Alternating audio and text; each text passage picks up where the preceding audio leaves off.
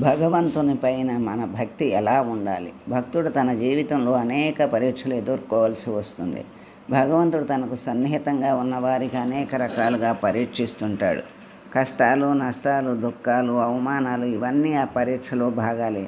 వాటిని ఒకటి తర్వాత మరొకటి ఇస్తూ ఉంటాడు. నన్ను అంటే పెట్టుకుని ఉంటాడా లేదా విసుగుతో నన్ను దూరం చేసుకుంటాడా అని ఆయన చూస్తూ ఉంటాడు. ఒకసారి పరీక్షలో పాస్ అయ్యాక మరొక పరీక్ష ఉండటం లేకపోవటం ఆయన ఇష్టం. కానీ ఒకసారి ఫెయిల్ అయ్యాక మాత్రం మళ్ళీ పరీక్ష పెట్టడం జరగదు. ఎందుకంటే అప్పటికే మన సామర్థ్యం ఆయనకు తెలిసిపోతుంది గనక. ఈ విషయం మనం చక్కగా గ్రహించి కష్ట నష్టాలు వచ్చినప్పుడు దైవాన్ని నిందించక, మరువక, విడువక ఆయనపై విశ్వాసంతో సహనం వహించాలి. అప్పుడే ఆయన తన అనుగ్రహాన్ని పుష్కలంగా అందిస్తాడు. ఎలా వచ్చిన కష్టాలు, నష్టాలు అలా పోతాయి. అయితే మన విశ్వాసం, సహనం ఎలా ఉండాలంటే పరీక్ష పెట్టి విసుగు చెందిపోవాలి.